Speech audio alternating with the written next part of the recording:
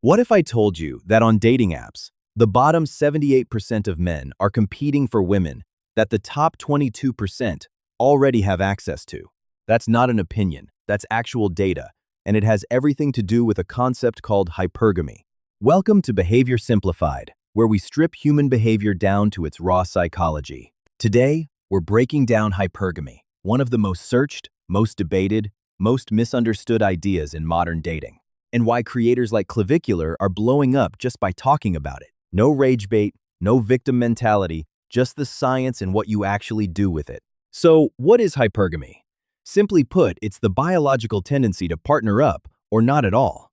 Women are hypergamous by design. Evolutionary psychology shows they're wired to seek partners who are at or above their own perceived status level. David Buss studied this across 37 cultures and got the same result everywhere. Women consistently prioritized ambition, status, and resources over looks. Men did the opposite. And this isn't a moral judgment, it's a survival mechanism. Women who chose high-value partners raised children who lived. That code is still running today.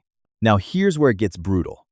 In the age of dating apps and social media, hypergamy has been turbocharged. A Gini coefficient analysis of Tinder, the same economic model used to measure wealth inequality between countries, found that female-like distribution was more unequal than the wealth gap in any nation on Earth. Let that sink in.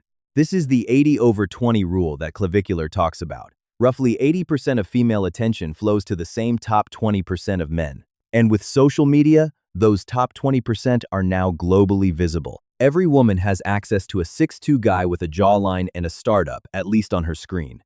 So the average guy isn't just competing with the guy next door anymore. He's competing with the entire internet. And that's exactly why creators like Clavicular are resonating so hard right now. He's not selling rage, he's selling clarity.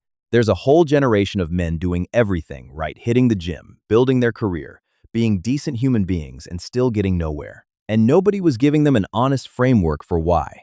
Hypergamy fills that gap. It shifts the question from what's wrong with me to, I understand the system now. How do I position myself better within it? That reframe is why this conversation is exploding across TikTok, Shorts, and X right now. So what do you actually do with this? 3 things. Stop being average across the board. Hypergamy punishes the well-rounded mediocre man. A guy who is exceptional at one thing, insanely disciplined, financially sharp, socially magnetic, will always outperform the guy who is pretty good at everything. Be a spike, not a flatline. Second, understand that social media has completely warped baseline expectations. Women are algorithmically served the top 1% of men every single day. That raises the perceived standard. It's not their fault. It's literally how the feed is designed. Knowing this means you stop internalizing the rejection and start understanding the environment. And third, use this as calibration, not fuel for bitterness. The guys who get angry about hypergamy stay exactly where they are. The guys who get curious and ask, how do I move into that top tier? Those are the ones who actually level up. Hypergamy isn't a conspiracy. It's a filter. And filters don't care about your feelings, they just run. The only question is whether you're going to complain about the filter or become someone who passes it. That's what this channel is for. Real frameworks, real psychology. No fluff. Subscribe, we post every week, and it only gets deeper from here.